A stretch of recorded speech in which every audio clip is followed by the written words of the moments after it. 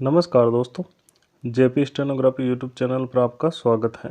यह डिक्टेशन 80 शब्द प्रति मिनट का होगा, जो कि 7 मिनट तक बोला जाएगा। जनसत्ता से लिया गया है। 10 सेकंड बाद स्टार्ट किया जाएगा।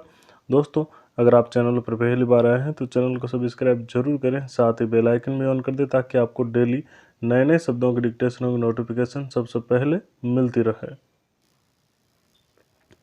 Ready, start. समूह 7 के शिखर सम्मेलन में एक बार फिर भारत ने रूस यूक्रेन युद्ध को समाप्त कर अमन का रास्ता अख्तियार करने पर जोर दिया। सम्मेलन के दौरान प्रधानमंत्री ने यूक्रेन के प्रधानमंत्री वोलोदिमीर जेलेंस्की से मुलाकात की और जंग खत्म करने पर जोर दिया। उन्होंने भरोसा दिलाया कि इसके लिए भारत पूरी तरह से कृत संकल्प है। युद्ध शुरू होने के बाद प्रधानमंत्री की जेलेंस्की से यह पहली आमने सामने की मुलाकात थी। इसके पहले वे दोनों इस संबंध में फोन पर कई बार बात कर चुके हैं। युद्ध शुरू होने के कुछ समय बाद ही रूसी राष्ट्रपति व्लादिमीर पुतिन से प्रधानमंत्री शंघाई में मिले थे। तब भी उन्होंने युद्ध समाप्त करने पर जोर दिया था। पुतिन ने उनके सुझाव पर अमल का भरोसा दिलाया था, मगर उस सम्मेलन से लौटते ही उन्होंने यूक्रेन पर हमले तेज कर दिए थे। अब युद्ध को 1.25 साल हो चुके हैं। दोनों में से कोई भी देश लचीला रुख अपनाने को तैयार नहीं दिख रहा। रूस कोई न कोई बहाना बनाकर यूक्रेन पर हमले तेज कर देता है। उसने यूक्रेन के एक बड़े हिस्से पर कब्जा भी कर लिया है।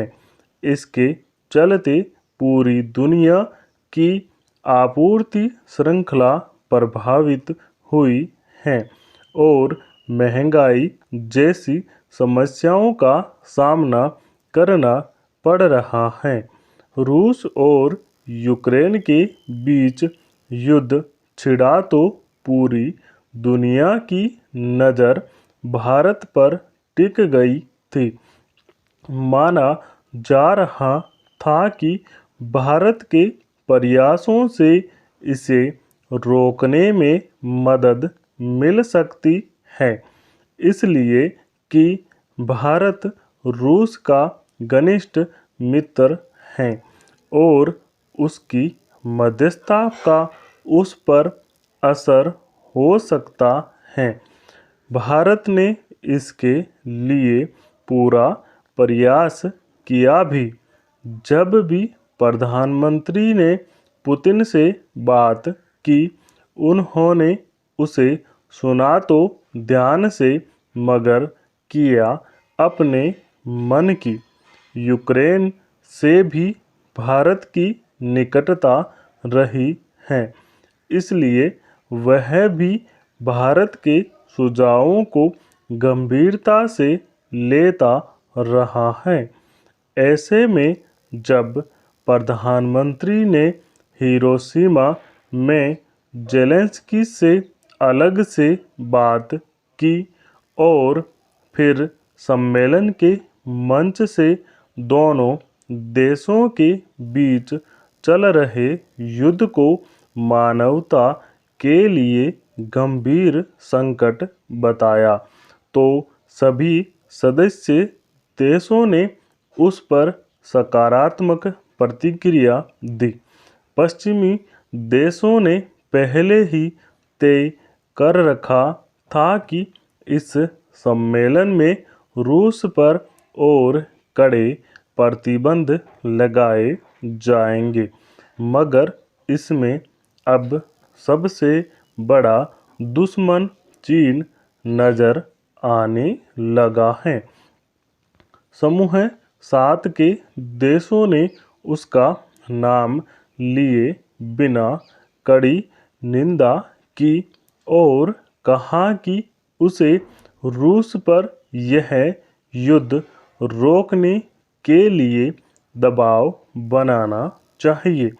दरअसल रूस और यूक्रेन युद्ध अब जिस मोड़ पर पहुंच गया है, वहाँ जैसे किसी तरह के समझौते की गुंजाइश नज़र नहीं आती।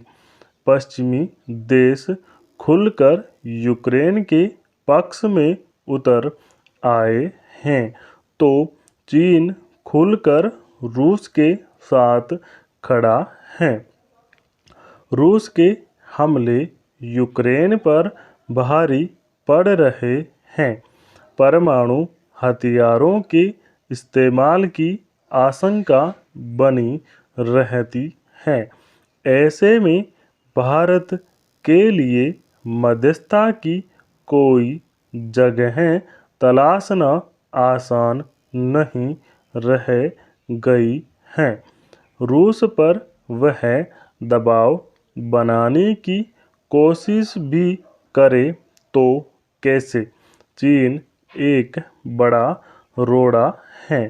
फिर रूस जिस तरह यूक्रेन के खिलाफ बेबुनियाद आरोप लगाकर उस पर हमले के बहाने तलाशता रहता है और पुतिन का जिस तरह का मिजाज है, उसमें अब लगता नहीं कि भारत की मानवता की दुहाई उस पर कोई असर करेगी।